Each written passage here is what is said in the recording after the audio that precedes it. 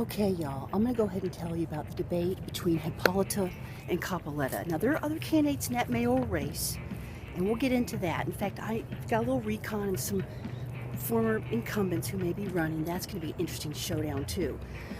Well, first of all, you need to know LMC's super nervous. She looks up to Hippolyta. After all, she's the queen of the Amazonian race. Also, Lisa played Hippolyta in a film one time, and she had to memorize all those lines from Shakespeare, and quite frankly, she's a little embarrassed because Shakespeare only has her in a couple of acts. So there's these little feminist ideological embarrassments that Hippolyta has stepping to the mic, but she's focused on San Marcos, okay? That's just superfluous.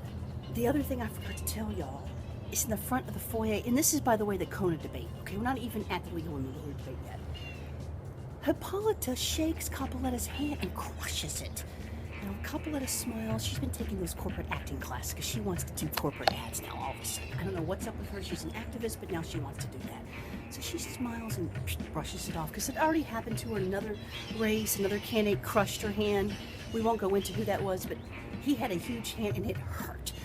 So Hippolyta lays in on Hippolyta from the onset in that debate. Yo, that was awesome. It's been 2 weeks in a row and I forgot my trash.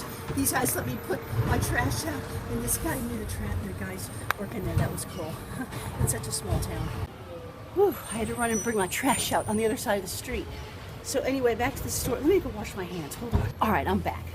So anyway, in the Hippolyta-Hippolyta debate, Hippolyta starts out from the onset with an attack.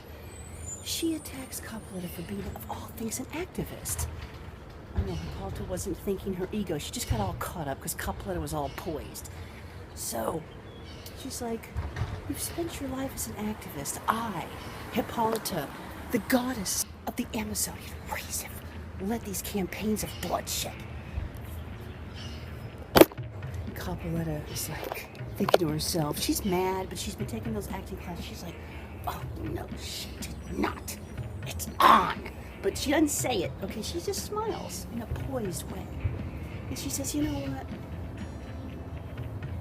It takes a lot of chutzpah to be an activist.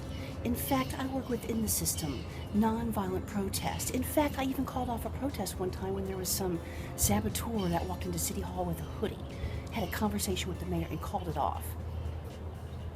Do you know how many successes we've had working outside of the system, Hippolyta, without any bloodshed? So yes, we need a leader that's not into all that violence and so forth. At this point, Hippolyta jumps up and tries to clean Hippolyta, but Hippolyta blocks the punch. She's got a little game. I forgot to tell you guys this part of the debate. Hippolyta went off on Hippolyta.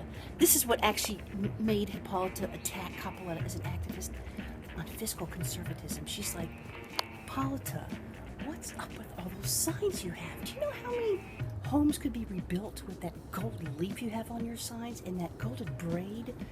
I don't even have yard signs, and look at all this money you're spending. It's almost like maybe you're a secret love child of the greater San Marcos partnership. Maybe your dad and the queen of that organization spawned you. That was what set her off. That was what set her off, y'all. I forgot that part of the whole story. So I guess maybe she was a little justified in trying to clean Hippolyta's clock. Y'all, all I have to say is thank goodness for Camille Phillips, because she steps up and she's like, you two settle down. And all of a sudden, the DNA, the Amazonian, and all of a sudden, both Hippolyta and Hippolyta's Amazonian DNA kicks in. They listen to Camille. They're like, she's the head Amazon in charge here. We better respect this space. So Hippolyta immediately apologizes to Camille. Camille knows Hippolyta, so she's like, okay. Camille's the one that taught Lisa about the neti pot when she ran in 2008. She's like, I don't mean to tell you your business, Hippolyta, but you've got the flu and you can get rid of it in like a day. And since then, Hippolyta, she pretty much listens to whatever Camille tells her. Hippolyta, she doesn't know all the intricacies of the town. She doesn't know that Hippolyta, the other reason why Hippolyta likes Camille so much is because she used to be at the mic all the time with her folks. Her folks were kind of like Hippolyta's mentors. Not kind of, they were. So anyway, Hippolyta doesn't understand all this, and so she kind of brushes it off, but she's not very humble about it.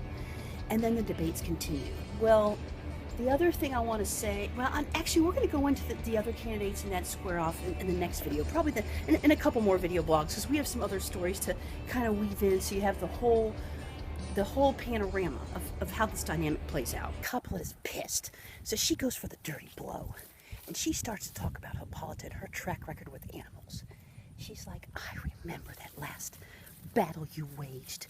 You forced all of those princesses, those Amazon warriors, to mandatorily microchip their horses. Look at those poor horses. Now, some of those Amazonians were totally down with Hippolyta and her edict of mandatory forced microchipping of their critters. But others of them really believed that their critters were like their own children, and they had some biblical concerns.